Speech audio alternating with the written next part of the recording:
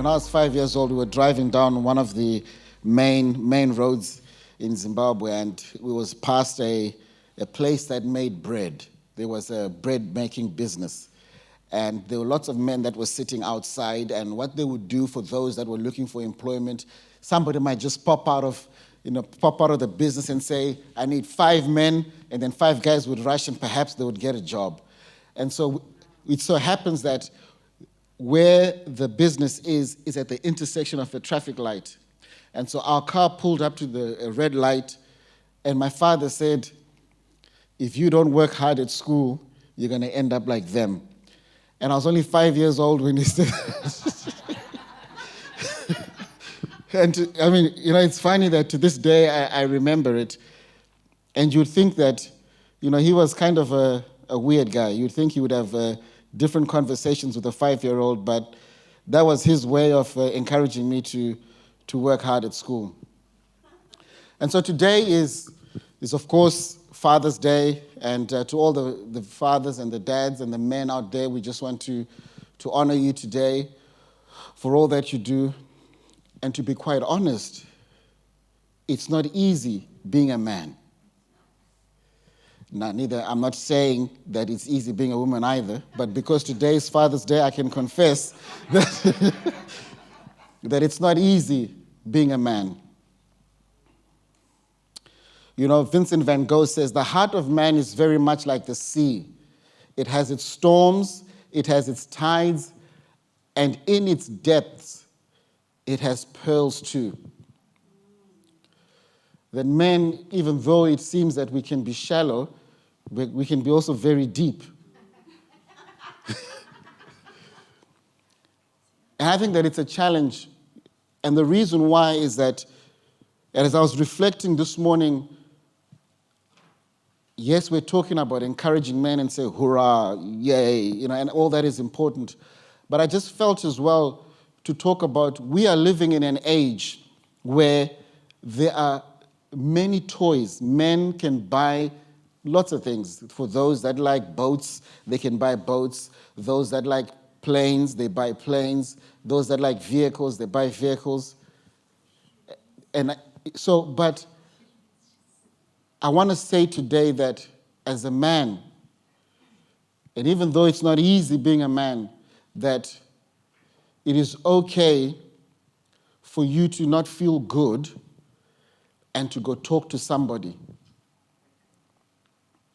That it's quite easy that in the midst of all that we're going through, all the struggles and sometimes the burdens that, or the expectations, the heaviness of those, we tend to forget about ourselves. That we actually need to look after ourselves, because we can only be good for our families if we are good. And if we're not good, then we're just going to give our families the leftovers of what remains. And so my encouragement is, there is nothing wrong to go and speak to somebody. I can confess that I also have a person that I go to and speak to. And the reason I do that, not because I've got lots of skeletons in the back, but it's also because I want to be the best me. I want to sort of deal with whatever things that may be holding me back. And so in going and speaking to somebody, that has given me release. I am a happier person. You should have seen me 22 years ago. Man, I have changed, I have honestly progressed over the years. Was quite a very square person. And my kids still feel I'm a bit square perhaps, but, but honestly, I can progressively say that over the years, I have got a bit better. I remember we're driving in the car going to Unami's village in 2004 to get married and to give we're going to give the bride price and all of that. And I'm driving the vehicle, and Unami's sitting at the back with my friend Jeremiah. And I overhear a conversation where my friend says, I never thought I'd be friends with this guy. And Unami was the same. Me too. Never thought, that. And, so, and my friend Jeremiah in Zimbabwe, we were in a geography class. It must have been geography.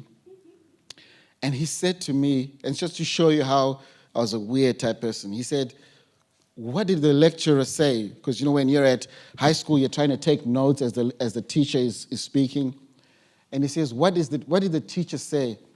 And I turned around and I said to him, "Why weren't you listening?" I used to be, just a rough type guy. And so over the years, I think I've mellowed out a bit. But I say this, and I say it genuinely about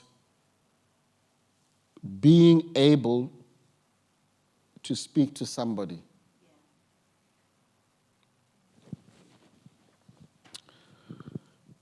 I used to think my father was a weird man. Until I came across this quote, and I always used to beg him, like, "Oh, my old man, he should have done this. Why didn't he do this? Why didn't he buy that?" And this quote by Charles Wadsworth says, "By the time a man realizes that maybe his father was right, he usually has a son who thinks he's wrong." I think, and I think that's possibly where I am, I got my own son, and he probably thinks, "Oh, this guy, there's something wrong with him." But how I value manhood. I recall when we were living in Port Helland, I came to Perth in 2018, and I was in I was in Subiaco, and I was looking to buy some shoes, but I went to a restaurant first because the shop wasn't opened. And I saw a group of white men. Now, I don't know why I said they were white men, but they were white men. But they were sitting together having breakfast. They seemed to be a lot of more older guys. They were older men, and they were younger men. And I said to myself, is it not good that you have got men? It's nice to have old men around. It's nice to have, old lions, because they've got lots of stories they can tell you about surviving.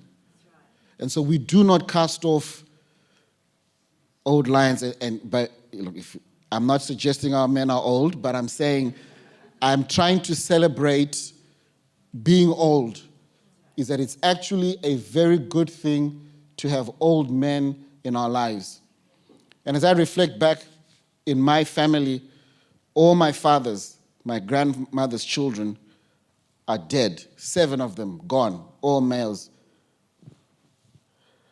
And as I reflect back and I think of my own father, and he was something else, a unique guy. I thought he was weird when I was growing up. But as distance has moved from when he passed away in 2008, I recognize that his words mean so much more to me. And I recall a time where I would say, no matter what happens to me, I know that I can always go back to my father's house. But now that my father is late, there is an emptiness that a man feels when he doesn't have his father. Because now you recognize that, who do I turn to? And then lots of questions go off in your mind. But my father's older brother, his name was Godfrey. He was a tall, big guy, and everybody, he was just so well respected by his brothers. And to no end, of course, because I think, he was just a nice guy, but he was a strong man. And not strong as in, overbearing strongness, but just strong and resolute. And men have got a battering over the years, and where we've been told to sort of mellow out. And that's all good. Of course, we need to, go with the times, but we need to be able to be strong. And so I want to celebrate strong men. And so Mark 5, verse 21 to 24, this morning we're going to hear and we're going to learn from one guy, a very interesting story that comes out of the book of Mark about a man that was faced with a challenge and how he responded as a father. And I'll say, before I say that, I used to have in all my life, I think my father died when I was 30.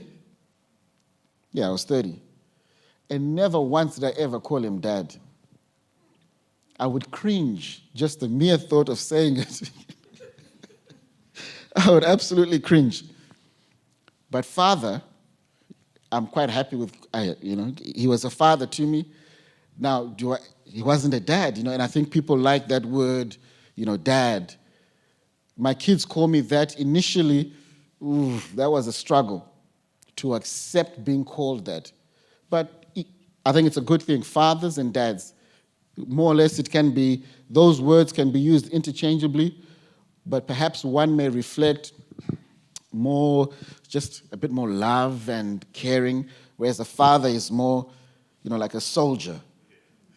But anyway, I never called my father dad. I remember I did it once, and I felt very, not good. So Jesus got into the boat. This is Mark 5, verse 21 to 24. Jesus got into the boat again and went back to the other side of the lake where a large crowd gathered around him on the shore. Then a leader of the local synagogue, whose name was Jairus, arrived.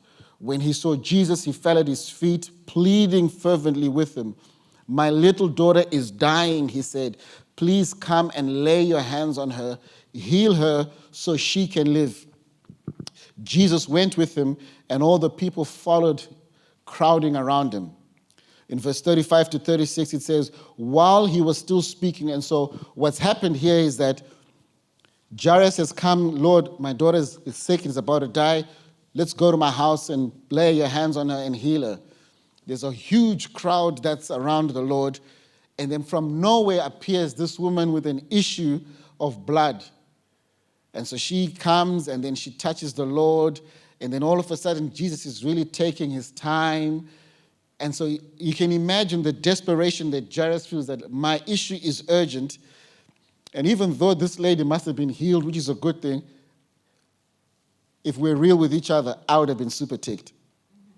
I would have been really ticked off with this lady. How dare you? My daughter's about to die. But anyway, that's just me. So whilst he was still speaking, now this is what happens after the lady was healed. The message came. Messengers arrived from the home of Jairus, the leader of the synagogue. They told him, "Your daughter is dead. There's no use troubling the teacher now." And he must have been saying, "I knew it, that lady. Oh, man. Here you've slowed things down. Now my daughter's died." But Jesus overheard them and said to Jairus, "Don't be afraid, just have faith." Don't be afraid, just have faith. This man, like most fathers and most men, will do anything when they are motivated by love. This was a man that was motivated by the love of his child, and he said, "You know what, I'm going to do everything within my power to make sure that I find a way that this lady can be rescued, that this child can be saved," because that child was so precious and so dear to him. And so he did everything within his power. And so what men do is that we don't just throw our hands in the air and say, whatever, But he did everything within his power, but he sought a higher power. And this is what we have to recognize, men, is that whenever we come across difficult situations, we obviously do everything within our power. But I think it's quite important that at the same time, we begin to seek a higher power, like what Jairus did. And he humbled himself, recognized that this guy was a leader. He says the leader of the synagogue. He was a ruler in the synagogue of Capernaum. So he was a well-known guy, well-known religious leader. He was part of the group like the Pharisees. And you have to understand that these were guys. He was part of a group of men that were opposed to Jesus at the time. They did not like the Lord because the Lord was showing these guys up all the time and always saying weird things to the Pharisees. He disregarded their strict Sabbath practices. He cast out demons no one else could. He healed people on the Sabbath, and that really ticked them off to no end. But there were a few leaders in the Jewish faith who were willing to consider his teaching and appreciate his miracles. So understand that for him to come and kneel at the feet of Jesus was a big deal. But this is what happens when we're motivated by love, is that we disregard our position when we're desperate for something. Just like us as men and fathers, we love our families, we love our wives, we love our children. We will search the earth for solutions to help our children. That's just who we are. That's what we do. We are motivated by love. Like Jairus, we are men of faith. Jairus and dads are men of faith. They stand on the promises of God, understanding that Jairus, as a Pharisee, would have had a front row seat to see all the miracles that Jesus was doing. And despite the fact that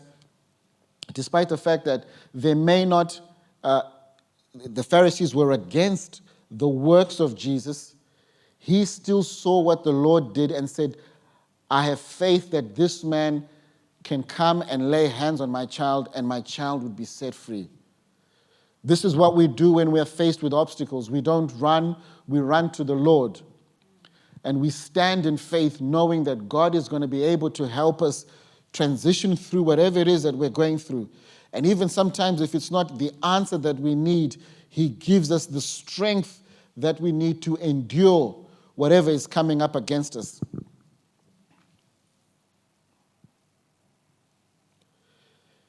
He gives us, Jairus was able to push through and to borrow strength. So whenever we are faced with obstacles, men, we push through and we borrow strength. And what does that mean, to borrow strength? Here he is, he's just got the news that, forget about it. There's no point. And the Lord stopped him and says, don't be afraid, just have faith. And so when we've come to the end of our limits, we need to rely and to borrow strength from somebody else. And we borrow that strength from, like Jairus did, from the Lord himself, from the words that come, the words that are in the Bible. We borrow strength from those that are around us. This is why it's very important that when you do life, you do it with other people. And it's quite interesting that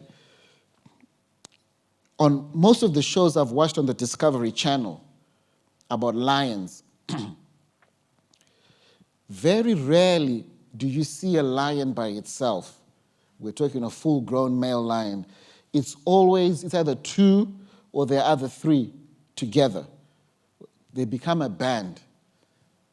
I think that one of the key mistakes we can make is to isolate ourselves from other people. Because the moment we do that, when we are faced with obstacles, what happens is that we don't have anybody to borrow strength from. We know that perhaps it's quite easy to borrow strength from somebody if you're ever part of a football team or whatever team, or maybe now you support a team and you hear that your best player is not on the pitch. You say to yourself, there is no way we're going to win because our best guy is not there. But when they tell you that that player has now become available, all of a sudden you feel a renewed sense that I think we can win. That is why it's important that we need to surround ourselves by other people, by other men within this church, of course, and just generally with men around you who will be able to encourage you, because each and every one of us need encouragement, will encourage you and will lift you up and will give you those wings that Red Bull promises to give. Other men will give you wings. And what I like about being supported by other people is that they may have gone through a similar circumstance and they give you advice. They give you game to say, this is how you can overcome this. And I strongly feel that as a collective and as a band of men in our church, we have to coalesce around one another. We have to come around one another to support one another. Amen?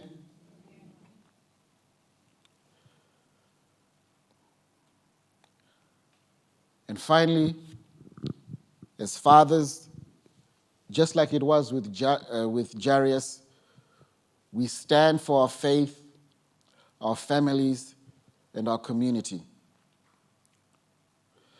This was he was part of, I'm trying to get you to understand that the group of people that he belonged to were brutal, that he could not. Jairus, it was very difficult for them to go against what the other religious leaders believed. And so it took a lot of faith and a lot of strength for them to go against the popular belief of the day. In John 7, verse 47 to 52, it says, this is where there was division and unbelief, and the Pharisees were just going off on what the Messiah did. And remember Nicodemus? Nicodemus is the one, he was a Pharisee, just like Jairus. He came to Jesus at night. Perhaps he was a bit scared of what the others would think, so he decided to come to the Lord and ask him some questions during the nighttime. But here we've got this situation where it says, have you been led astray too? The Pharisees mocked. Is there a single one of us, rulers of Pharisees, who believes in him? And they're talking about Jesus. This foolish crowd follows him, but they're ignorant of the law. God's curse is on them. Then Nicodemus, the leader who had met with Jesus earlier, spoke up. Is it legal to convict a man before he's even given a hearing? He asked. They replied, are you from Galilee too? And then they said, search for yourself and see that no good thing comes from Galilee. And so these guys were considered contrarians because they went against the popular belief. And I have this sense on my heart that what God is asking the men of this church is to stand for our faith, to stand for our families, and to stand for our community. And if I could get all the men to stand this morning, we're just going to finish off with a prayer. Guys, men, please stand.